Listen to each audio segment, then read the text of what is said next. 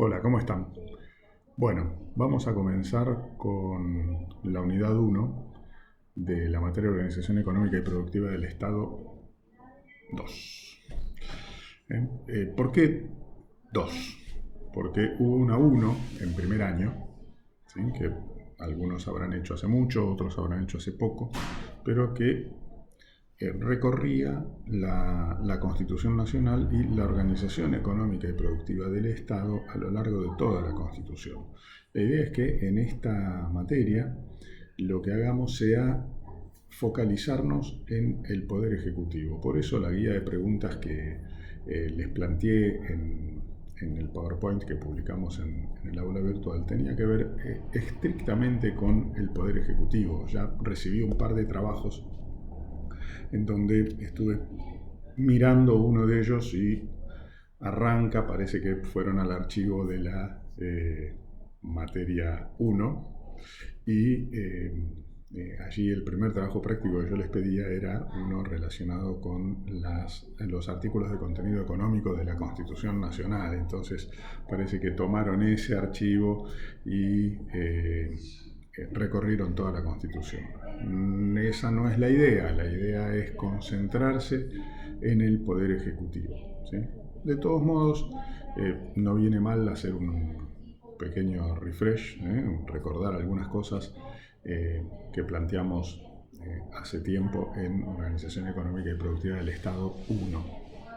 Y fundamentalmente aquello que tiene que ver con forma de gobierno y forma de Estado, porque es lo que va a estructurar de alguna manera la primera parte del programa de esta materia, ¿sí? Primero la unidad 1 nos vamos a concentrar, o el marco en realidad general de la unidad 1 va a dar por supuesto que entendemos que vivimos en una forma de gobierno republicana, mientras que la unidad 2 va a basarse en la idea de que vivimos en una forma de Estado federal, ¿sí? Entonces, refresquemos un poquito aquello que tiene que ver con la forma de gobierno. Nuestra forma de gobierno está establecida en el artículo 1 de la Constitución Nacional, en donde se hace una opción por la forma de gobierno republicana, ¿sí? Representativa, republicana y federal, dice el artículo 1 de la Constitución de la Nación Argentina, ¿sí? Esta Constitución mezcla en el artículo 1 tanto forma de gobierno como forma de Estado, puede ser republicana, representativa y federal, que es la forma de Estado, entonces la dejamos aparte para hablar un poquito más de ello en la unidad 2. Entonces ahora nos concentramos en la República, y la República supone división de poderes, ¿sí? Entonces en el caso de la Argentina vamos a tener una división clásica de poderes. En algunos otros países, digamos, muy poquitos, existen más de 3 poderes, como en el caso de Venezuela, por ejemplo, ¿sí? O en alguna época en el caso de Perú. Acá tenemos 3 poderes, un poder ejecutivo, un poder legislativo y un poder judicial, ¿sí? Y aparte tenemos lo que la Constitución establece como órgano extrapoder, que es el Ministerio Público Fiscal. Pero, en ánimo de identificar cuál va a ser nuestro objeto de estudio va a ser el Poder Ejecutivo, ¿sí? Por eso es que la formulación inicial de la unidad 1 tiene que ver con cómo se organiza el Poder Ejecutivo para atender la materia económica y productiva, ¿sí? De eso es de lo que vamos a hablar en esta primera unidad. Por eso en la guía de preguntas yo les proponía que nos concentráramos en el Poder Ejecutivo, ¿sí? Poder Ejecutivo que, como ya sabemos, es unipersonal, ¿sí? ¿Qué quiere decir que es unipersonal? Bueno, justamente que es ejercido por una sola persona. Ahora, ¿cómo puede ser que me digan que es ejercido por una sola persona cuando yo veo cientos de funcionarios, ministros, secretarios, subsecretarios, jefes de gabinete? ¿Qué pasa con el vicepresidente? ¿Sí? Bueno, son todas preguntas que se contestan de un solo modo. Son todos funcionarios que responden al presidente. El presidente de la nación es el único responsable del poder ejecutivo, ¿sí? Por eso, cuando algún funcionario que depende del poder ejecutivo falla en alguna de sus tareas, el responsable político, ¿sí? No judicial, el responsable político de ese error o de esa mala decisión es siempre el presidente de la nación, porque es el titular del poder ejecutivo. Entonces, este poder ejecutivo, decimos, es unipersonal. Concentra una serie de atribuciones, ¿sí?, que están establecidas en el artículo 99 de la Constitución Nacional, ¿sí? Allí ustedes van a ver una larga lista de atribuciones. Estoy yendo a agarrar mi ejemplar de la Constitución, ¿sí? Una larga lista de atribuciones. ¿Cuántos incisos son? Son muchísimos, son 20 incisos, 20 incisos en donde están descritas las atribuciones del Poder Ejecutivo. Recuerden ustedes que la Constitución que están analizando es una Constitución que fue reformada en 1994. Y uno de los conceptos que gobernó esa reforma constitucional fue quitarle poder al Poder Ejecutivo, ¿sí? O sea, hacer que nuestra Constitución fuera menos presidencialista. Ustedes podrán decirme, bueno, pero la verdad es que el presidente hoy tiene un poder enorme en la Argentina. Acá no funciona el gobierno como puede funcionar en otros países del mundo, en donde el Parlamento le recorta poder al Poder Ejecutivo todo el tiempo, ¿sí? O hay un primer ministro que renuncia y el Parlamento designa a otra persona. Efectivamente, o sea, la Argentina, en el marco de lo que es una república, ¿sí?, posee un sistema de gobierno presidencialista, no parlamentario, ¿sí?, presidencialista, como el de Estados Unidos. Ustedes saben que muchas de las características de nuestra Constitución son similares a las características de la Constitución, son similares a las características de la Constitución de los Estados Unidos. Entonces, les decía, nuestra Constitución, digamos, toma un sistema de gobierno presidencialista, pero era mucho más presidencialista antes de la reforma del 94. O sea, el presidente tenía mucho más poder antes de la reforma del 94 que con posterioridad a la reforma del 94, o sea, actualmente. ¿En qué radicaban o cuáles eran esas diferencias? ¿Cuáles son esas diferencias entre las atribuciones del presidente antes de la reforma y hoy? Bueno, veamos. A ver, en principio, similitudes, ¿sí? El presidente de la nación, antes de la reforma del 94, era el titular del Poder Ejecutivo, el único titular del Poder Ejecutivo. Hoy sigue siendo el único titular del Poder Ejecutivo. El presidente de la nación era comandante en jefe de las Fuerzas Armadas, sigue siendo comandante en jefe de las Fuerzas Armadas. El presidente de la nación era el responsable político del gobierno nacional, sigue siendo responsable político. El presidente de la nación era jefe de Estado, ¿sí? O sea, representaba al Estado nacional ante otros países, sigue siendo jefe de Estado y representando al Estado nacional ante otros países. Ahora, sin embargo, vamos a destacar dos aspectos que antes contenía el jefe de Estado, el presidente de la nación, y que hoy, digamos, ya no posee. Primero, antes de la reforma del 94, era el jefe de la administración, ¿sí? O sea, no solamente era el jefe del gobierno, ¿sí? O sea, además de jefe de Estado, era el jefe del gobierno, sino que también era el jefe de la administración pública, ¿sí? Con lo que, ¿qué era lo que sucedía? Tal vez algunos de ustedes, les pregunté en sus perfiles, que pusieran en sus perfiles donde trabajaban, si alguno de ustedes trabajaba en el Estado. Me pareció ver, bueno, sí, tenemos un bombero de la policía en nuestras filas. Bueno, en su caso, por ejemplo, supongamos que él fuera un bombero de la Policía Federal, ¿sí? Pongámosle. Antes de la reforma del 94, sí, por algún motivo,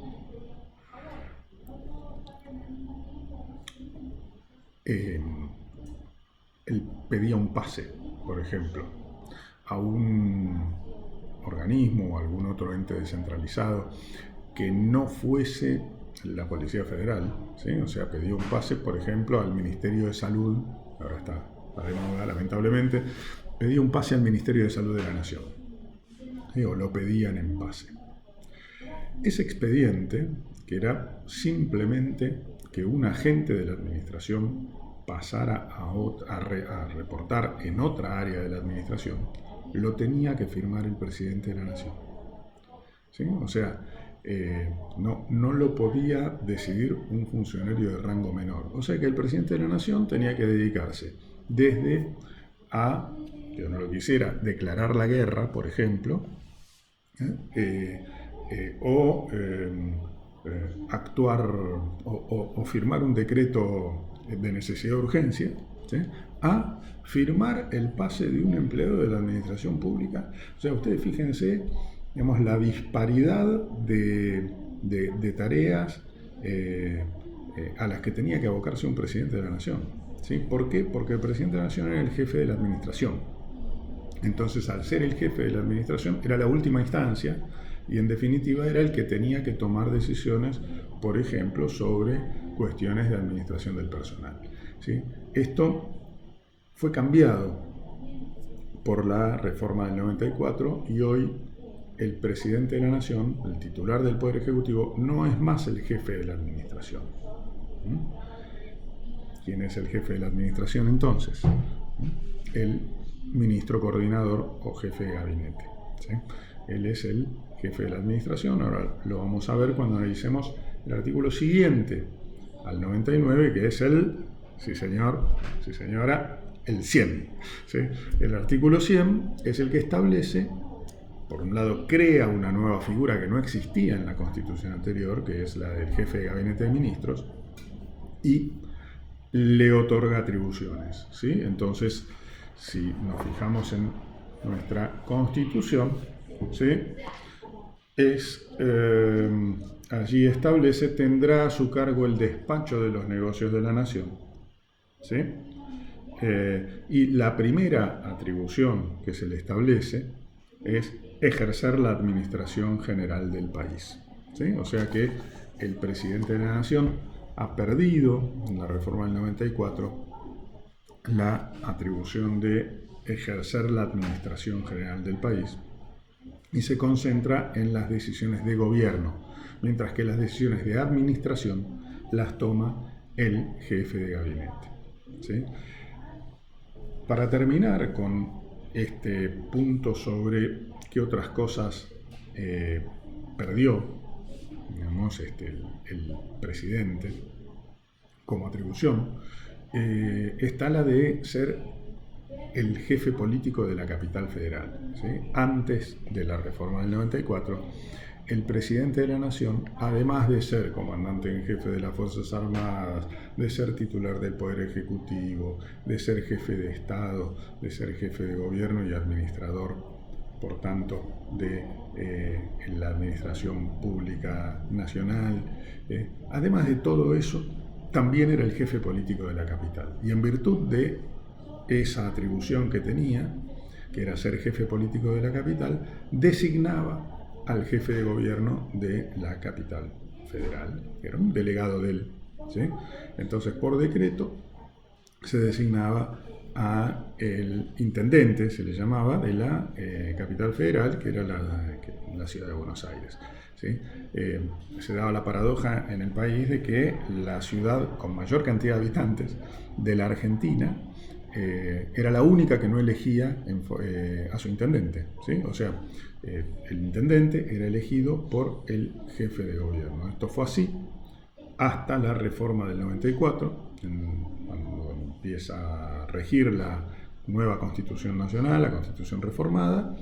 El Congreso reglamenta el artículo 129 de la Constitución, convoca elecciones en la Ciudad de Buenos Aires, y la Ciudad de Buenos Aires elige no solamente a su primer jefe de gobierno de la Ciudad de Buenos Aires en 1996, sino que también elige convencionales constituyentes que redactan la Constitución de la Ciudad de Buenos Aires. Bien, entonces este Poder Ejecutivo, que era muy poderoso antes de la reforma del 94, hoy sigue siendo muy poderoso, pero ya no posee dos atribuciones que tenía antes de la reforma, cuáles son la administración general del país, que hoy está en manos del jefe de gabinete, y la jefatura política de la capital, que está en manos de un funcionario electo por los vecinos y vecinas de la Ciudad de Buenos Aires, que se llama jefe de gobierno o gobernador, o gobernadora, por supuesto. Entonces, poniéndole este marco a la discusión, vayamos a ver entonces cuáles son las atribuciones del Poder Ejecutivo Nacional, ¿sí? Y en particular recorramos aquellas de contenido económico, o paremos en aquellas que nos parece que tendrían contenido económico, ¿sí? Vamos a ir viendo una por una, ¿les parece bien? Entonces, el presidente de la Nación tiene las siguientes atribuciones, dice el artículo 99 de la Constitución. ¿Sí? Es el jefe supremo de la Nación, jefe de gobierno y responsable político de la administración general del país. ¿Ven? Acá está la distinción. ¿Sí? El presidente, digamos, como único titular del Poder Ejecutivo, es el responsable político de todo lo que sucede en el Poder Ejecutivo. ¿Sí? Es el responsable político, ¿sí? No el responsable administrativo. La administración está delegada en el jefe de gabinete de ministros. Esto es muy importante entenderlo, muy importante, porque vamos a advertir, cuando avancemos en el dictado de la materia, ¿sí? Vamos a advertir que los ministros son coordinados por el jefe de gabinete, ¿sí? En todo lo que tiene que ver con lo administrativo responden al jefe de gabinete, disculpen, y en lo político responden al presidente de la Nación. O sea que los lineamientos políticos de su ministerio lo discuten con el presidente de la Nación, los lineamientos de carácter administrativo con el jefe de gabinete. Bien. Inciso segundo dice: expide las instrucciones y reglamentos que sean necesarios para la ejecución de las leyes de la Nación, cuidando de no alterar su espíritu con excepciones reglamentarias. Bien, o sea que acá lo que vemos es que en la medida en que las leyes que tengan que instrumentar, ¿sí? Que tengan que reglamentar, tengan contenido económico o productivo, vamos a estar ante decisiones que tengan contenido económico y productivo. ¿Sí? O sea, este inciso simplemente lo que señala es que el Poder Ejecutivo tiene la obligación, o tiene la atribución, mejor dicho, de reglamentar y de generar instrucciones para que las leyes sean efectivas. ¿Sí? Porque, como recuerdan, en la división de poderes que está establecida en toda república, ¿sí? El poder legislativo es el encargado de sancionar las normas, ¿sí? De elaborar las normas, y el Poder Ejecutivo es el encargado de llevarlas adelante, de llevar adelante su cumplimiento. Entonces, el tercer inciso dice: participa en la formación de las leyes, con arreglo a la Constitución, las promulga y hace públicas. Esto tiene que ver con esta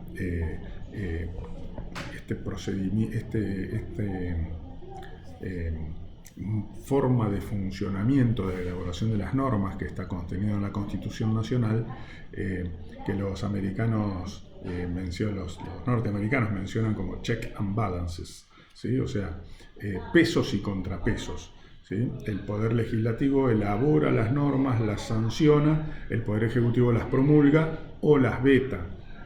¿Sí? ¿Se acuerdan que lo habíamos visto en la parte 1 de la materia? El veto puede ser parcial o total, el Poder Legislativo puede insistir con la norma, ¿sí? De esto habíamos hablado un rato hace un tiempo largo.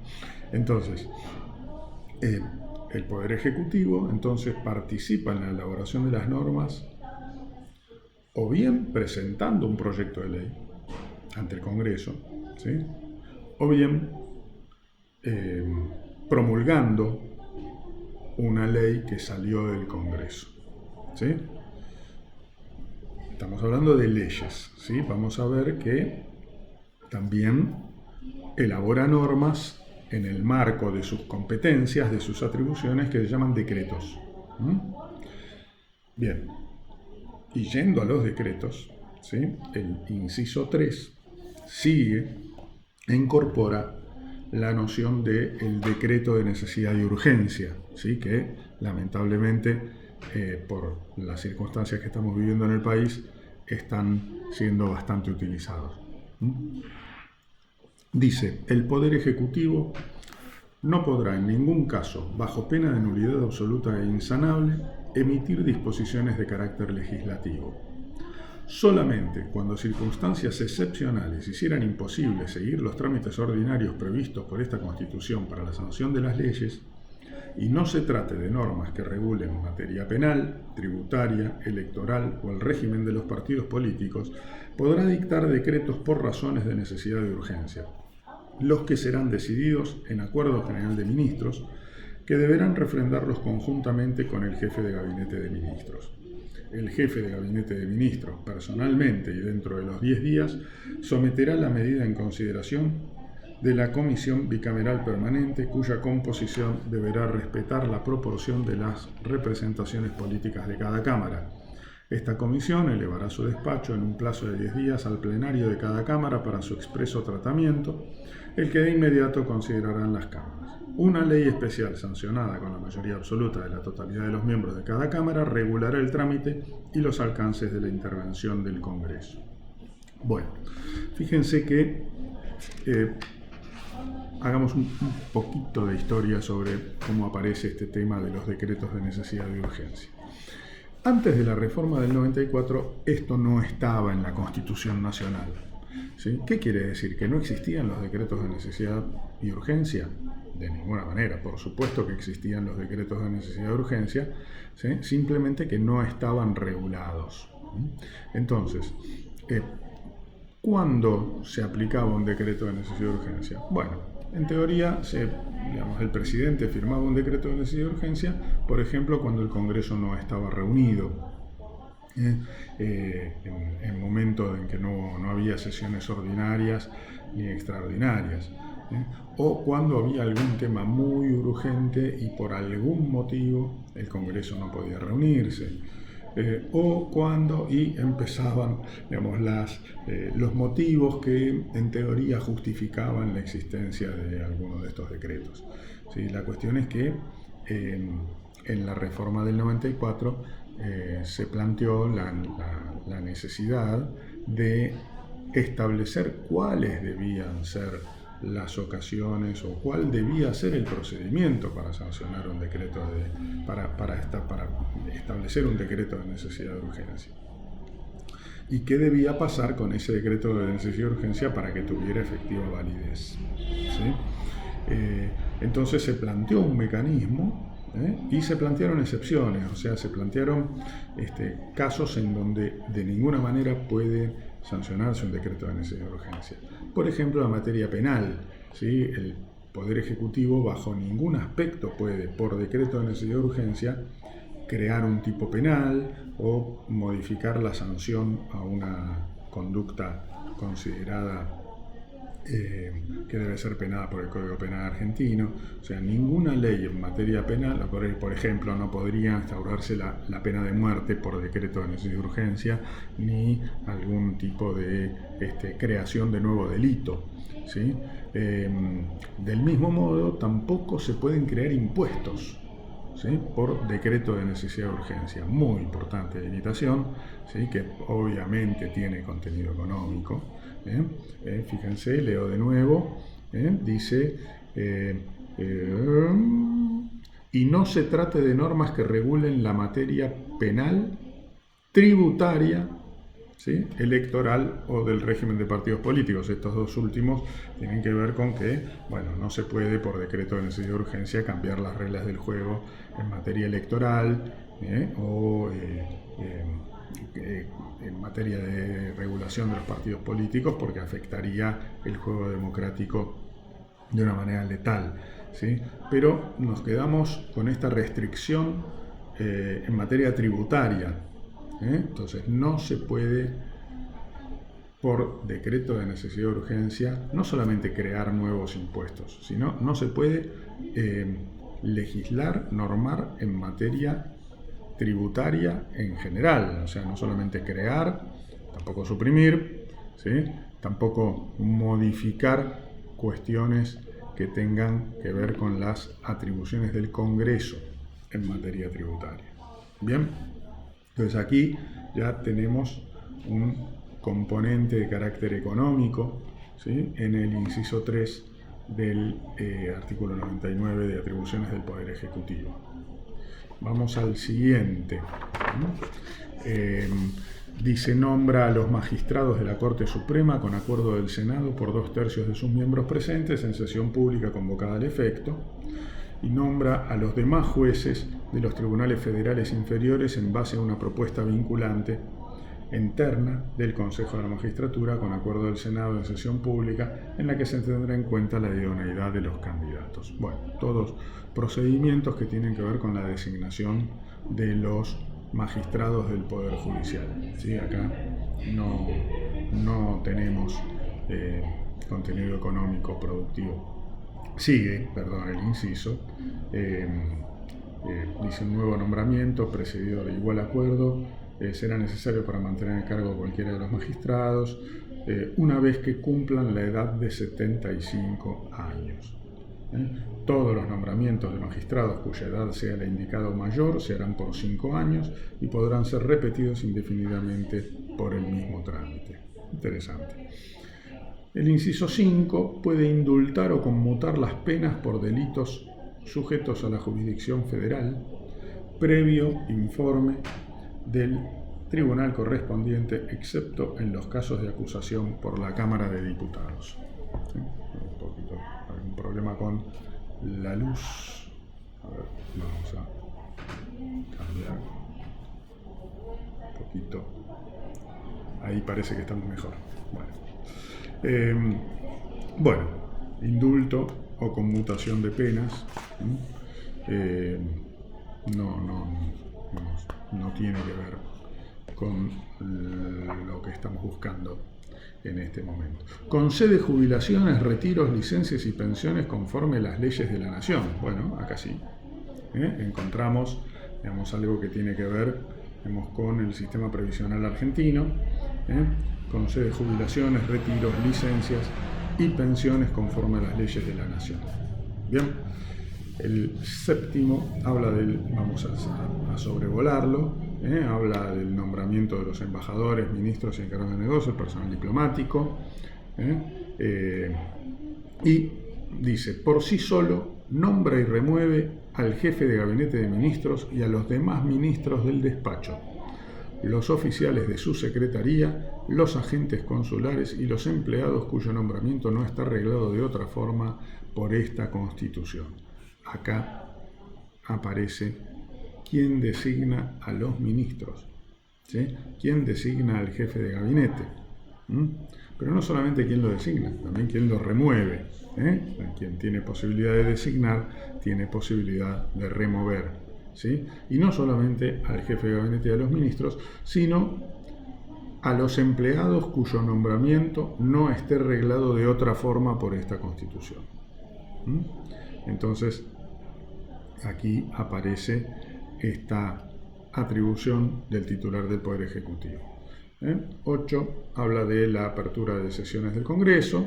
¿Sí? Acá no vamos a encontrar nada de carácter económico productivo.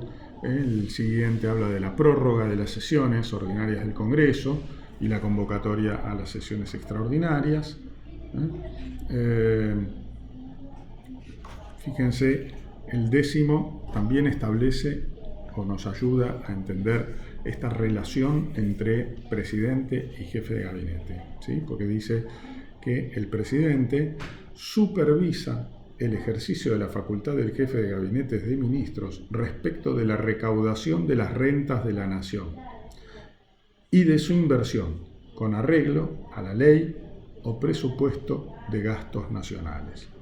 Cláusula de clarísimo contenido económico que tiene que ver con la administración de los recursos públicos, ¿sí?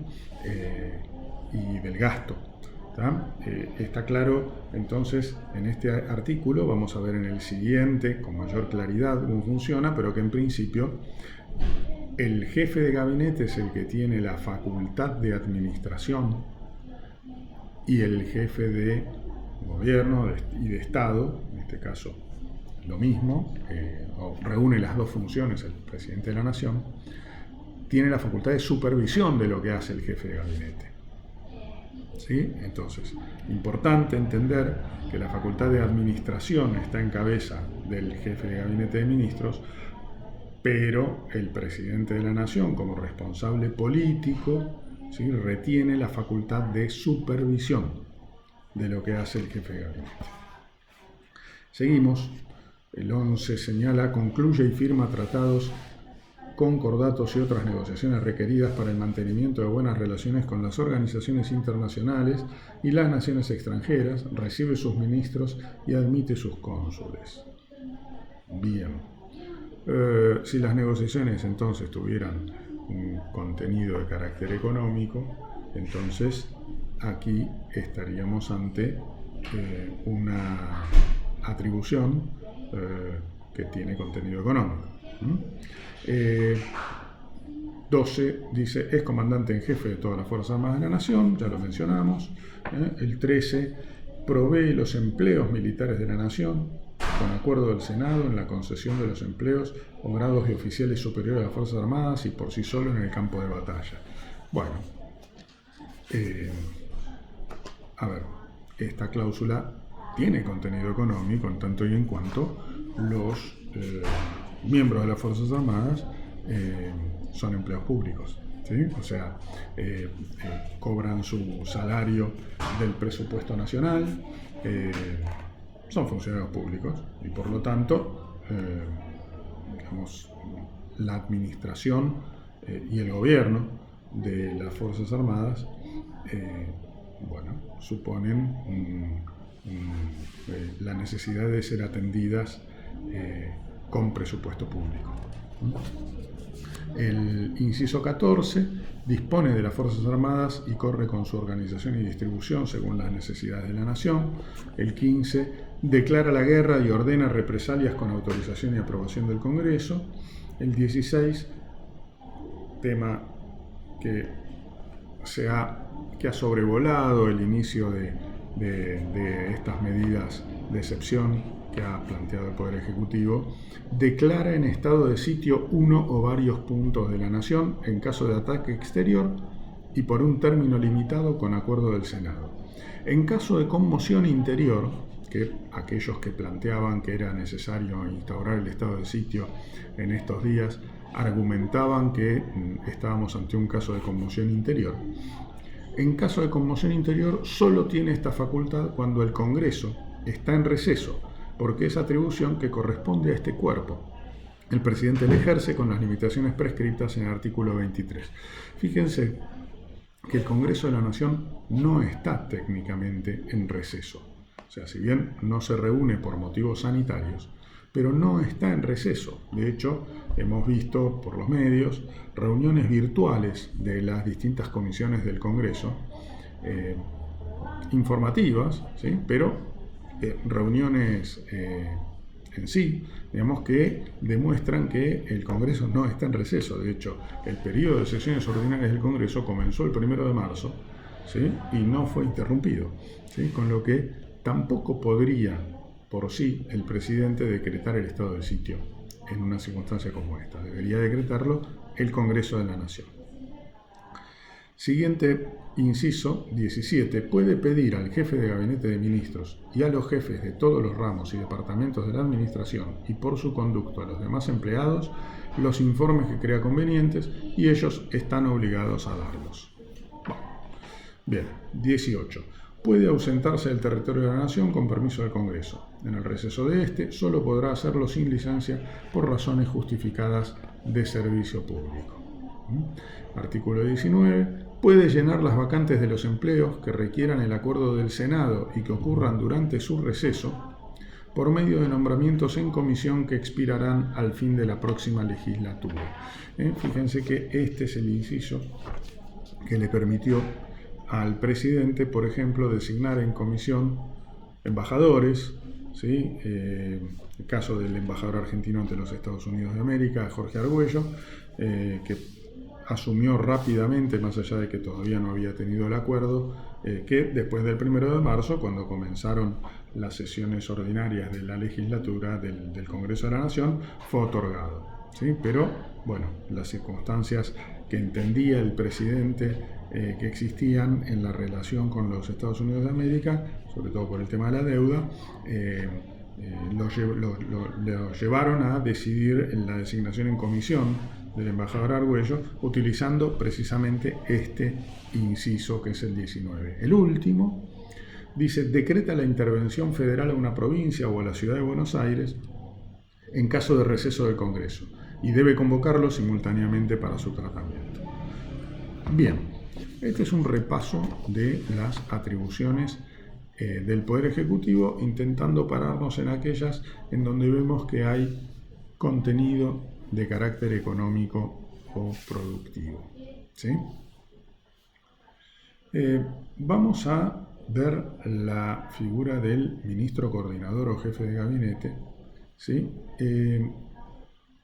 A la luz de lo que hemos conversado acerca de esta intención de los constituyentes del 94 de atenuar la fuerza del presidencialismo en nuestra Constitución, ¿sí? Justamente Raúl Alfonsín, que fue convencional constituyente y uno de los padres intelectuales de esta reforma constitucional, hablaba de un presidencialismo atenuado, de que ese era el objeto o uno de los objetos de la reforma constitucional. Y en el marco de ese concepto paraguas del presidencialismo atenuado, entonces incluía no solamente aquello que hemos mencionado, de que el presidente dejó de ser el responsable de la administración, dejó de ser el jefe político de la capital, sino también el acortamiento del mandato que pasó de 6 años a 4 años, la creación del Consejo de la Magistratura, como vimos un poquito acá, antes de la reforma constitucional, el presidente proponía a los jueces, digamos, sin que hubiera ninguna terna, sin que hubiera ningún examen. Él elegía un candidato a juez, se lo proponía al Senado y el Senado le prestaba o no acuerdo. Pero el presidente no tenía ninguna limitación para elegir a quién postulaba como juez o jueza de la Nación. ¿Sí? Con la reforma constitucional del 94 aparece el Consejo de la Magistratura que lo que hace es llevar adelante una preselección y establecer ternas de las cuales el presidente tiene la obligación de elegir a uno o una de esos 3 postulantes que le propone el Consejo de la Magistratura para enviar al Congreso. Entonces, para enviar al Congreso en el caso de un juez de la Corte, ¿no? Entonces, bien, en el marco de este presidencialismo atenuado aparece la figura, de intentar atenuar el presidencialismo, aparece la figura del jefe de gabinete, figura que no siempre ha sido utilizada desde 1994 hasta la fecha como un ministro con poder real, ¿sí? En varios pasajes de nuestra democracia desde 1994 a la fecha, el presidente ha elegido, o la presidenta, ha elegido un jefe de gabinete con un perfil más administrativo que político. O sea, el hecho de que estén establecidas las atribuciones en la Constitución no quiere decir que todos las ejerzan, ¿sí? Entonces, el primer jefe de gabinete, por ejemplo, de la democracia argentina fue Eduardo Bauzá, ¿sí? Que era un dirigente político muy importante del equipo del presidente Carlos Menem, que ejerció, digamos, las atribuciones de la Constitución Nacional con un estilo más político que administrativo, ¿sí? A él lo sucedió Jorge Rodríguez, que había sido ministro de Educación y que tenía otro perfil, si que se quiere, más administrativo que político. Del mismo modo, podemos analizar en los distintos gobiernos que hemos tenido con distintos titulares del Poder Ejecutivo, digamos cómo han sido diferentes los perfiles que tuvieron los jefes de gabinete o ministros coordinadores. Vamos entonces, si les parece bien, al análisis del artículo 100, que es el que crea la jefatura de gabinete de ministros o ministro coordinador, ¿sí? ¿Y cómo define la Constitución al cargo? Dice: el jefe de gabinete de ministros y los demás ministros secretarios, cuyo número y competencia será establecido por una ley especial, tendrán a su cargo el despacho de los negocios de la nación y refrendarán y legalizarán los actos del presidente por medio de su firma, sin cuyo requisito carece de eficacia. Este primer párrafo del artículo 100 dice un montón de cosas, así que vamos a analizarlo despacito, como dice el filósofo puertorriqueño Tomás Fonsi. ¿Tomás Fonsi? No, Luis Fonsi, me equivoqué. Bien, entonces, el jefe de gabinete de ministros y los demás ministros secretarios. Fíjense que los ministros son secretarios del Poder Ejecutivo, son secretarios del presidente, ¿sí? El único que ejerce la titularidad del Poder Ejecutivo es el presidente, ¿sí? O sea, tanto el jefe de gabinete, que es un ministro coordinador, como el resto de los ministros, son asistentes del presidente. Tienen, por supuesto, sus responsabilidades, ¿sí? Pero el responsable político es el titular del Poder Ejecutivo, que es el presidente. ¿Qué otra cosa dice?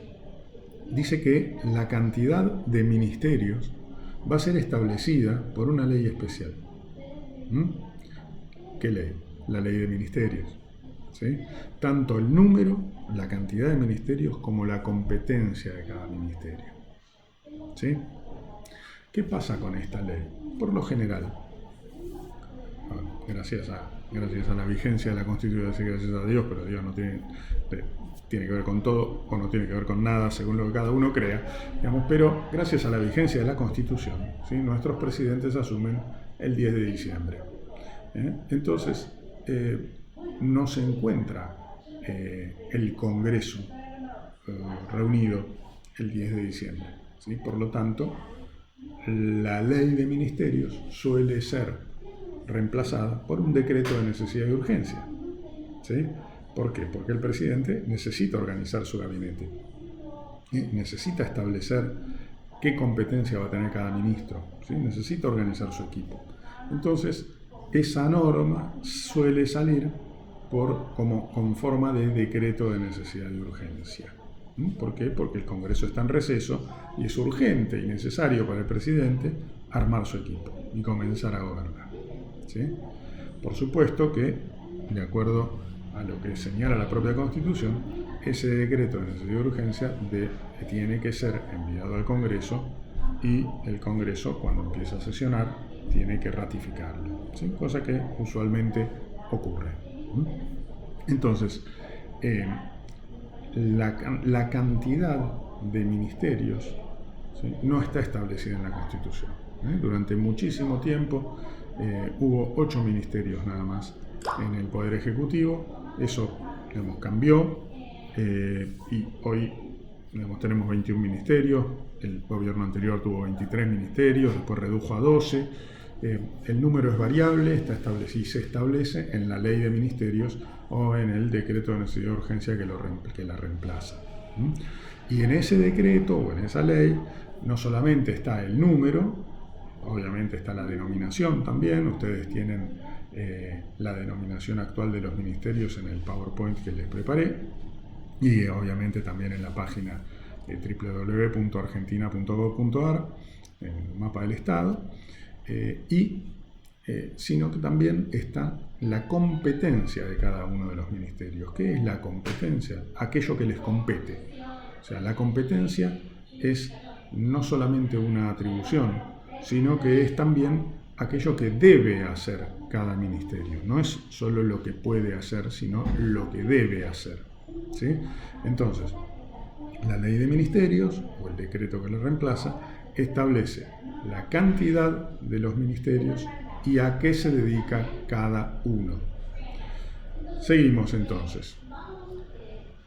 Tendrán a su cargo el despacho de los negocios de la nación y refrendarán y legalizarán los actos del presidente por medio de su firma, sin cuyo requisito carecen de eficacia. Esto es muy importante, muy importante. Decimos que el presidente es el titular del Poder Ejecutivo, es el que firma los decretos, pero no los firma solo, ¿sí? El decreto que firma el presidente tiene que estar acompañado por la firma del ministro coordinador, o sea, del jefe de gabinete, y del o los ministros que hayan participado en la elaboración de la norma, ¿sí? Entonces, supongamos que estamos ante un decreto que establece disposiciones referidas a la educación superior universitaria. ¿Quiénes tienen que firmar ese decreto? El presidente de la Nación, el ministro coordinador o jefe de gabinete y el ministro de Educación, ¿sí? Ahora, supongamos que esas decisiones que se implementan a través del decreto son de carácter educativo, pero también son de carácter sanitario. Tendrá que firmar también el ministro de Salud, ¿sí? ¿Y qué pasa si el presidente firma el decreto sin la firma del ministro de Educación o la firma del ministro de Salud? Carece de validez. O sea que, si bien el ministro es un secretario del presidente, su rol es muy importante. ¿Qué puede pasar si un ministro se niega a firmar una disposición? Probablemente deje de ser ministro inmediatamente, ¿sí?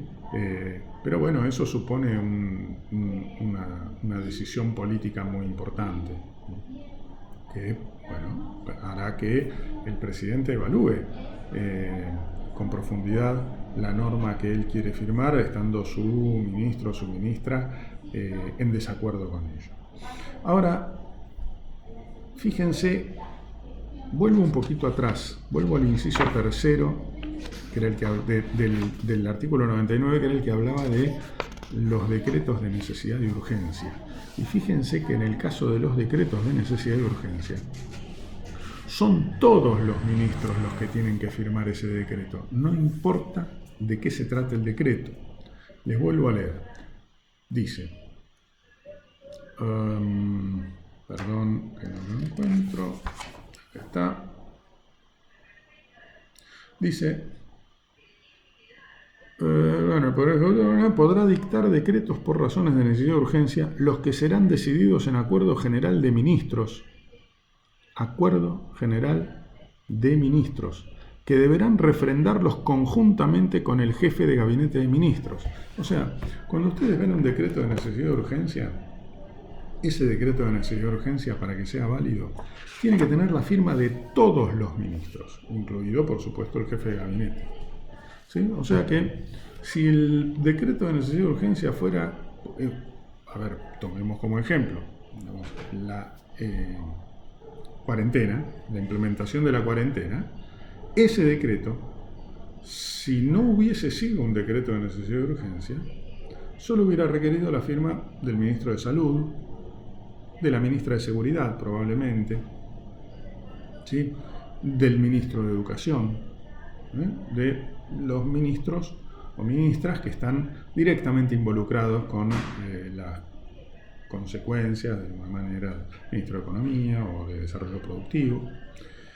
Sin embargo, como se trató de un decreto de necesidad de urgencia, requirió la firma de absolutamente todos los ministros y ministras del Poder Ejecutivo, incluyendo, por supuesto, al jefe de gabinete de ministros. ¿Sí? Entonces, acá hay una gran diferencia entre la elaboración de un decreto y la elaboración de un decreto de necesidad de urgencia. Sigue el artículo diciendo: al jefe de gabinete de ministros con responsabilidad política ante el Congreso de la Nación le corresponde: 1. Ejercer la administración general del país. La administración general del país. ¿Sí? 2. Expedir los actos y reglamentos que sean necesarios para ejercer las facultades que le atribuye este artículo y aquellas que le delegue el presidente de la Nación, con el refrendo del ministro secretario del ramo al cual el acto o reglamento se refiera. 3. Efectuar los nombramientos de los empleados de la administración, excepto los que correspondan al presidente. 4. Ejercer las funciones y atribuciones que le delegue el presidente de la Nación y en acuerdo de gabinete resolver sobre las materias que le indique el Poder Ejecutivo o por su propia decisión en aquellas que por su importancia estime necesario en el ámbito de su competencia. 5. Coordinar, preparar y convocar las reuniones de gabinete de ministros, presidiéndolas en caso de ausencia del presidente.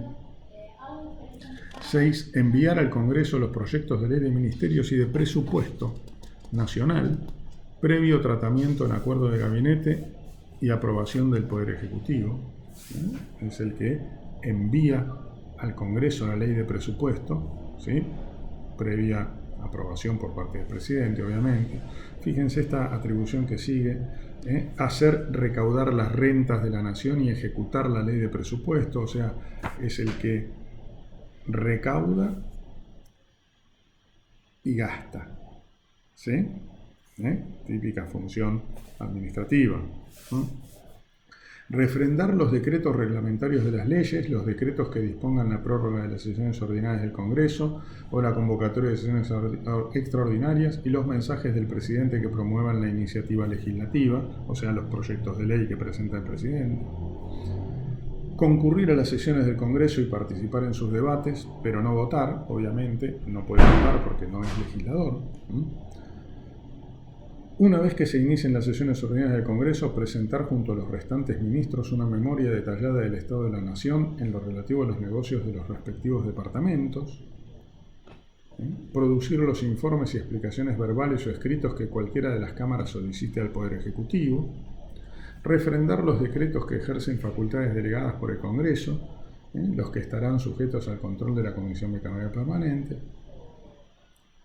Refrendar conjuntamente con los demás ministros los decretos de necesidad de urgencia y los decretos que promulgan parcialmente leyes. Este es el mecanismo que habíamos detallado antes. Seguimos. El jefe de gabinete de ministros debe concurrir al Congreso al menos una vez por mes. Esto ya lo hemos visto en práctica en estos años. Puede ser interpelado a los efectos del tratamiento de una moción de censura por el voto de la mayoría absoluta de la totalidad de los miembros de cualquiera de las cámaras y ser removido por el voto de la mayoría absoluta de los miembros de cada una de las cámaras. Este es un punto muy importante, no es de contenido económico productivo, pero es muy importante. ¿Por qué digo que es muy importante? Bueno, fundamentalmente porque tiene que ver también con esta cuestión del presidencialismo atenuado. Es una innovación de la Convención Constituyente del 94. ¿Por qué? ¿Se acuerdan que al principio de la clase hablábamos sobre, bueno, que en otros países, en Europa por ejemplo, el rol del Parlamento era muy importante, no había presidencialismo, sino que, digamos, había lo que se llama un sistema parlamentario, en donde el Parlamento puede remover a quien ejerce el poder ejecutivo, el gobierno, de la, de la monarquía o de la república según se trate. En España tenemos una monarquía, si bien el presidente del gobierno es un civil, designado por el Parlamento, precisamente. En Italia estamos ante una república, pero, digamos, quien conduce el gobierno también es designado por el Parlamento, más allá de que en un caso es una monarquía, en otro caso es una república. Entonces, el Congreso, el Parlamento, tiene un enorme poder, ¿sí? En la Argentina, en los regímenes presidencialistas, no es así. Pero en la reforma del 94 los constituyentes incorporan esta idea, que es este instituto jurídico que es propio de los sistemas parlamentarios, que es la moción de censura. ¿Qué es la moción de censura? Es una medida que toma el Poder Legislativo, el Congreso, que provoca la remoción, o sea, el despido, de un funcionario designado por el Poder Ejecutivo, como es el caso del jefe de gabinete. Como les decía antes, el jefe de gabinete es designado por el presidente de la Nación y puede ser removido por el presidente de la Nación. Pero acá se incorpora otro poder que puede remover al jefe de gabinete, que es el Poder Legislativo. ¿Sí? Entonces el Poder Legislativo, mediante una mayoría especial de 2/3, una mayoría especial que es la mayoría absoluta de los miembros de cada una de las cámaras, o sea, la mitad más uno del total de los miembros de cada una de las cámaras, puede remover al jefe de gabinete de ministros votando una moción de censura. ¿Sí? Este es un elemento del sistema parlamentario puesto en un sistema presidencialista como es el nuestro. Por lo tanto, por eso hablamos de que es una innovación. Dejamos ahí este artículo, que es el 101, el que establece la moción de censura, y pasamos al 102, en donde ya no habla más del ministro coordinador o jefe de gabinete, la Constitución, sino que habla del resto de los ministros. Dice: cada ministro es responsable de los actos que legaliza y solidariamente de los que acuerda con sus colegas. ¿Sí? Y por otra parte, el siguiente dice: los ministros no pueden por sí solos, en ningún caso, tomar resoluciones, a excepción de lo concerniente al régimen económico y administrativo de sus respectivos departamentos. Esto es muy importante, ¿sí? Porque entonces establece cuál es el ámbito de decisión de cada ministro. Cada ministro solamente puede abocarse a las competencias de su ministerio, ¿sí? Para lo que es la elaboración de actos administrativos, y además, en lo que refiere a su ministerio, puede decidir solo en aquellas cuestiones que tienen que ver con el régimen económico y administrativo de su ministerio. Seguimos. Dice: luego de que el Congreso abra las sesiones, deberán los ministros del despacho, presentarle una memoria detallada del estado de la nación en lo relativo a los negocios de sus respectivos departamentos. Obviamente, cuando el presidente realiza la apertura de sesiones legislativas el 1 de marzo de cada año, hace un informe, lo que se llama el estado general de la nación a esa fecha, en donde en ese informe hace un repaso de todas las áreas del Poder Ejecutivo, de todos los ministerios, pero luego cada ministro tiene la obligación de presentarle al Congreso un informe detallado de lo que tiene que ver con su competencia. Bien, los ministros también pueden concurrir a las sesiones del Congreso y tomar parte en sus debates, pero no votar. Y finalmente se establece la Constitución que van a gozar por sus servicios de un sueldo establecido por la ley, que no podrá ser aumentado ni disminuido en favor o perjuicio de los que se hallen en ejercicio. Bien, entonces, de la lectura detallada de esta sección segunda del título primero de la segunda parte de la Constitución, ¿sí? Que se llama del Poder Ejecutivo, vamos entonces tomando que tiene contenido económico o productivo y descartando aquello que no lo tiene. Estoy yendo al cuestionario para ver si me quedó alguna pregunta sin contestar, y por lo que veo no es así, con lo que con esta reflexión final terminamos esta parte de la unidad 1.